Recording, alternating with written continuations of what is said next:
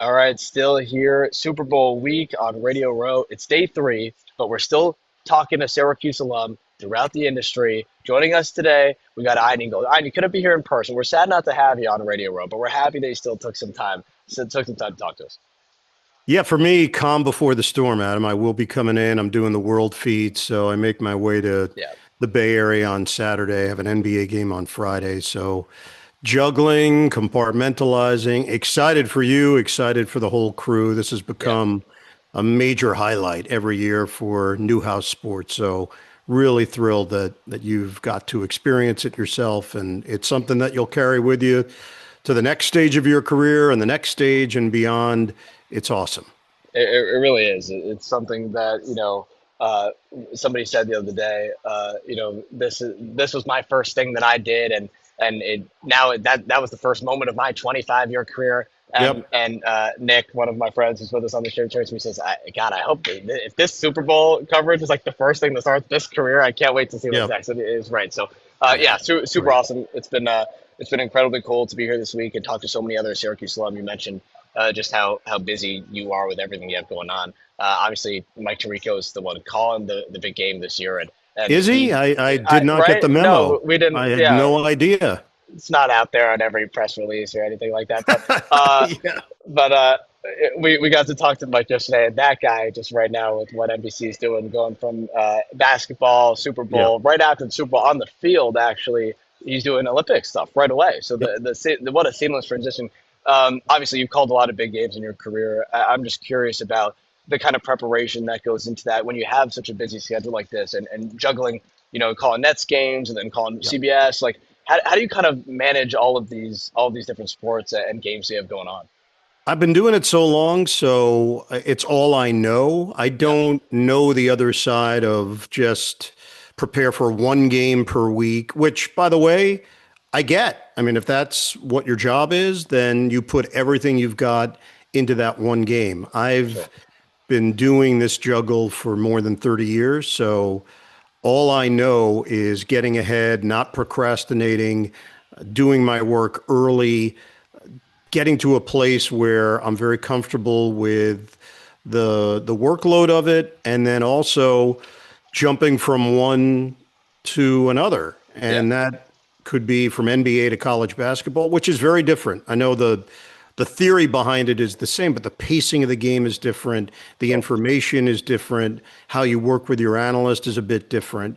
And then NFL, which I've done TV for many years, radio for many years. So just that little shift in your brain of giving more description Yeah. and going through the mental checklist of doing a radio game and what the listener needs compared to doing a TV game where you recognize that less is more, but being a little bit more deliberate in how you dish out the information and then picking and choosing those spots of when to throw in a really good nugget that is appropriate for that moment, and storylines Yeah. where you're probably humanizing the players a bit more on TV. On radio, you're sticking with that very specific routine of call the play, let the analyst get in, and then jump in and reset the personnel on the field. So Sure. it's a constant process. And because I've lived in that space for so long, Right. it doesn't concern me and certainly doesn't throw me off my game. Well, I hope not, especially when you have all these different games back and forth, right? Yeah. So such constant movement. And you talked about, you have the NBA game. You'll be out here, later this week. So Super Bowl on Sunday. Obviously, two great teams, Yep. Patriots and Seahawks. I know you might be in like basketball mode right now, but I got to ask you about your thoughts about this game and the two teams that are facing off. You've called multiple games. I Sam have. Darnold, Drake May. What have you seen from both these teams, and are you looking forward to an exciting game on Sunday? Or you think it's going to be a slugfest? I am looking forward to it. I think the general feeling right now is Seattle is really strong, top Yeah, to bottom, all three phases. They're incredibly well coached. Darnold has had excellent command this year. And why don't we start with him? yeah, Because seriously. I think back when he got drafted, I do the Jets preseason games. I've done that for nearly 30 years. Sure. And oftentimes, when a player is a rookie, with the Jets, the first production meeting that they have in the NFL is with our group. And I Yeah. vividly remember sitting down with Sam. He was really young and came in wide eyed. He was a California kid, still is, but at the Sure. time, very much a California kid into the big city of New York and all Yeah. the expectations heaped on him. And I just thought he had a really nice way about him, and maybe it didn't go exactly as planned. He had some success with the Yeah. Jets. People forget it because the general sense is that it was a failure, but he was not an abject failure by any stretch. But it didn't work out. He ends Sure. up in Carolina, then Carolina to San Francisco to Minnesota, and Minnesota to Seattle. And the storyline and narrative that I'm hearing a lot with Sam is, man, he went to these places and he learned so much in Carolina, and then Kyle Shanahan got a hold of him in San Francisco, and then he goes to Minnesota and Kevin O'Connell helped him out, and then he goes to Right. Seattle. At some point, we have to give Sam Darnold credit for Right. what he's 100%. done. 100%. Everybody else seems to be getting credit. Sam deserves a great deal of credit. He's For handled sure. himself so well. He answers the questions in a very genuine way, which states that every stop along the way has played a role in his development, and he does give credit where credit is due. And I just think he's really done a bang up job. Yeah. Seattle made a point to get him in free agency. They zeroed in on him as the guy. Having talked to Mike McDonald during the regular season, I think he and John Schneider did their due diligence. They found the right guy for this offense at this time, at this stage of Yeah. his career. So great to see it come to this place for Sam Darnold and to get the credit that he's Yeah. getting. With that said, he's got to avoid the big mistakes because Yeah. this is still a bigger stage than anything he has ever faced. And the one knock on Sam has been in the big moments, you're not quite sure what you're going to get. Quickly with Right. Drake May, incredibly likable, well respected in that locker room. When we sat down with defensive players, they went out of their way to praise Drake May for how he connected the team. He's just one of those guys that can Yeah. hang with anyone.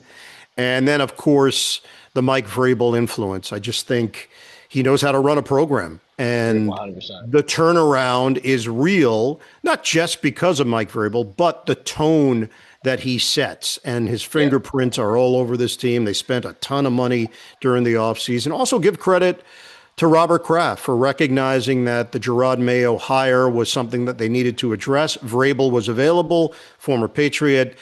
Not every owner will admit a mistake. And that's what they did. So you take the financial hit because you're Yeah. still paying Mayo, and then you take the reputation hit that you Yeah. didn't get it right. And this one they got right. So fun And then storylines, and looking forward to the matchup. Seattle is the favorite, and there's a reason why. yes. I do think if you look at their roster, they're pretty stacked. Oh, for sure. And you brought up, and speaking of Robert Kraft, obviously news broke the other day that he wasn't first ballot Hall of Famer. Same with Bill Belichick. But you talk about an owner being able to admit their mistakes. You get all the credit when your team makes it back to the Super Bowl and you made the right Sure. hire again as well. So it's been a complete whirlwind if you're a Patriots fan with the past couple of seasons, going from a 3-win season to completely flipping that, and now you're in the Super Bowl. You mentioned both Mike Vrabel and Mike McDonald. And being a broadcaster, bringing these production meetings every week, you get to build relationships with these Yep. coaches and learn a little bit about how they build these programs. These are obviously two guys who took over rebuilding teams. Pete Yep. Carroll leaves; they didn't make the playoffs a year ago. McDonald comes in, now they're in the Super Bowl. Vrabel takes over for Gerard Mayo, now they're here as well. What has impressed you so much about them, or is there something unique about their coaching styles? We know the types of culture changers that clearly they are. Yeah. But what have they done to influence their team so well that have kind of gotten there to this point from a broadcaster point of view? Had Mike Vrabel a bunch of times when he was in Tennessee, and his presence is very real. Yeah. His ability to connect with his players is very real. And the way he runs the ship, you can just tell he's in charge. But with that said, it's not as if it's constant scrutiny on the players. He also has that other side, having been a player, knowing when to give them a hug, when to dap them up, when to celebrate with them. He's Right. got a great sense of humor. It's sardonic, and he likes to push the envelope a bit, even in production meetings. He'll test you.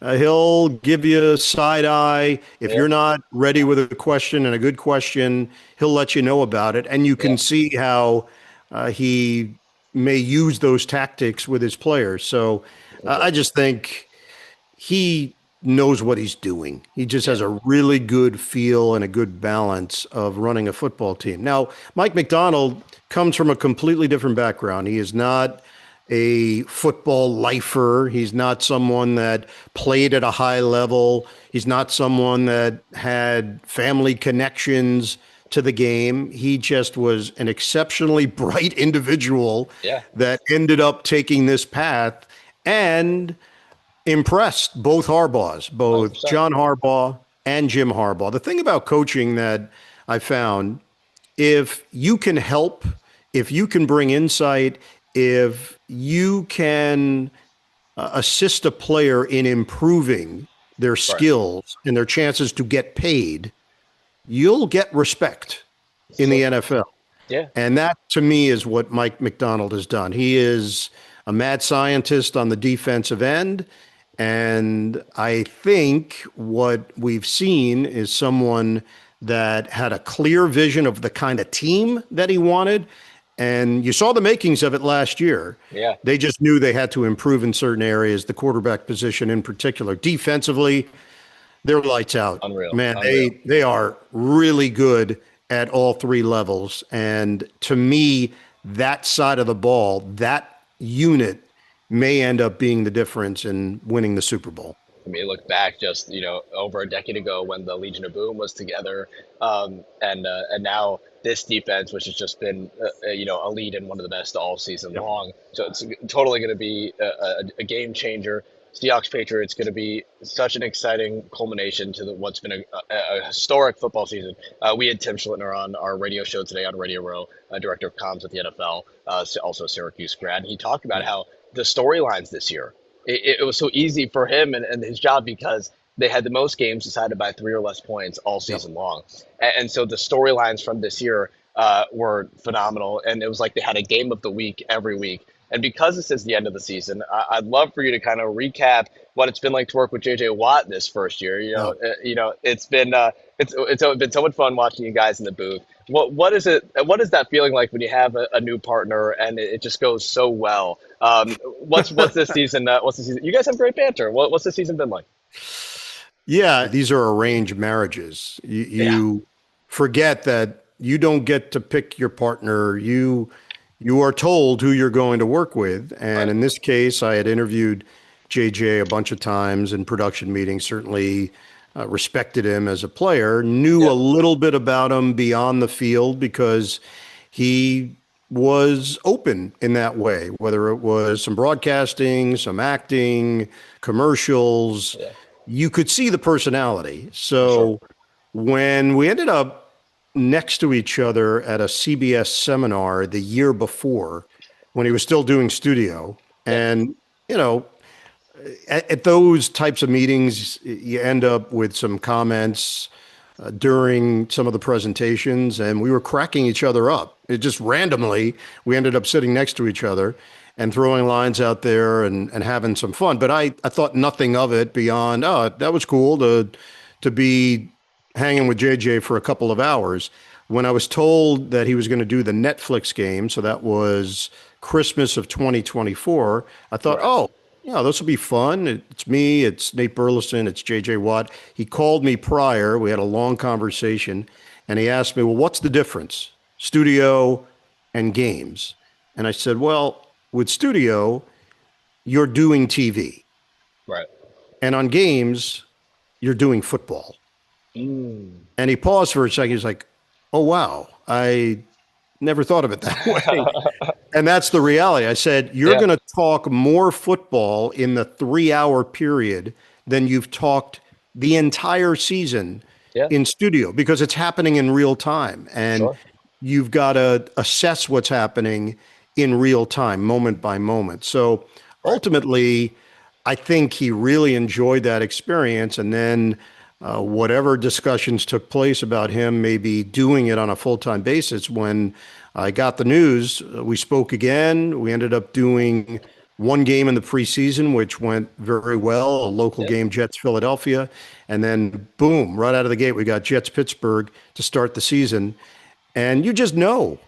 yeah, It's just one of those things, Adam, you know, and I'm sure you felt it when you've worked with various partners doing your radio show, sure. where you just have that sense of collaboration and easy back and forth and friendship. And we didn't talk about things prior to games. We never said, hey, if we could work this in here, or maybe that could take us. We just went with the flow. And I Yeah. think those are often the best broadcasts where it's an extension of what's happening off the air, but it's on the air. And it was a blast. Truly, JJ, me, Evan Washburn, our Yeah. producer Ken Mack, director Suzanne Smith, our entire crew, we really just had an awesome season together. We're looking forward to another one, another successful one next year. And before we wrap up here, I know every time we have you on, we're so thankful that you join us on all these calls and Yeah, of speak with us course. every year. But we always talk about your experience of what it was like at school. Everybody's heard your Syracuse experience, but I want to talk about something that happened earlier this year because you returned to campus for the Marty Glickman Awards with all of the other past winners and Yeah. all these other legendary broadcasters. And there was a panel that was held, which Yep. was unbelievable just to be in the room to watch. A panel that we might not ever have on stage ever again. But Sean McDonough, yourself, Marv Albert, Yep. and Bob Costas, and then obviously Mike Tirico, Dan Hort, all these other legendary broadcasters in the room later on as well. What was that experience like? Just to be there with all of these guys, not only mentors but friends and Syracuse alumni. As students, to have that happen in my 4 years was Yeah. a great thing to be a part of and to watch. But obviously, I want to know as somebody who has such a deep connection to Syracuse and the broadcasting community, kind of what that was like for you. A lot of pride more than anything else. I just feel as if this entire Syracuse experience, which has spanned now decades, not just for me, but my wife went there, my son went there, my daughter went there. We're a true Syracuse family. And I know what it meant for us, each of us. And anyone that approaches me to ask about Syracuse, I am as honest as possible and I don't oversell, Yeah, but I know what the school has to offer. And certainly on the broadcasting end, the part that hits home is I went there with a dream of what I wanted to do. I did not know exactly how that would come about. You have Pollyannic views at that point that it's just all going to happen yeah, somehow. And certainly back in the 80s, when I attended graduating in 1990, I didn't know what I was really in for other than the reputation of the school. But what I ended up experiencing was a bunch of people that had a similar aptitude and interest. And it pushed me. It pushed me to be the best that I could be. Now, you can look at that one of two ways. You could look at the competition and say, I don't want that. I want to go yeah, somewhere where I know comfortably I'm going to get on the air, I'm going to get reps, and I don't have to worry about countless other people trying to do the thing that I'm doing. Or you could look at it the way that most people that go to Syracuse look at it, which is, hey, this is how it is in the yeah, business. So why not experience what that is when you have a chance to polish your skills and work on your craft and develop exactly. the necessary approach to do this as a job. So to Yeah, have Marv Albert, Bob Costa, Sean McDonough, Mike Tirico, who was not part of the panel but was there later on, yeah. and obviously, as we know, is such a huge presence. To me, Did you know he's calling the Super Bowl, by the way? I did not. I'm. You Yeah, know what? I'm going to Google it afterwards because I just want to confirm that that's actually happening. That to me, it just brought back full circle what my whole vision was of yeah, going to Syracuse and being in this network and being a part of this group that remains committed to the standard and making sure that one generation passes it down to the next and on and on and on. So For sure. that's what really resonated with me that day. It was also a lot of fun, swapping stories, a lot of laughs, Yeah. but a lot of love and respect in that room. I don't get up to Syracuse as often as I'd like, just based on my schedule. I'm doing a lot of stuff in September, October, and then beyond into March and April. So Right. it just hasn't, unfortunately, been something that I could take advantage of. But it was really important to be there. I recognized it. I curbed my schedule to make sure that I could be there. Matt Park was being honored. It was imperative that he got the kind of support that he's given to so many. For So sure. it really meant a lot, and it was cool. I don't know if it'll ever happen again. If that's it, then I can look back on it with a whole lot of real Orange pride. It was awesome. It was such an amazing thing to be a part of. And I want to thank you so much for talking to me today and for being a part of our Super Bowl week festivities. We always appreciate it. So thank you so Yeah, much. Adam, it's been awesome. I've watched, I'd say 75 people go up that escalator during our time. Yeah, So, any famous people I haven't been watching, but on Radio yep. Road, like we've had somebody walk by every second. Yeah, So yeah. No, I and saw I saw Peyton Manning, Philip Rivers, I'm sure, yeah.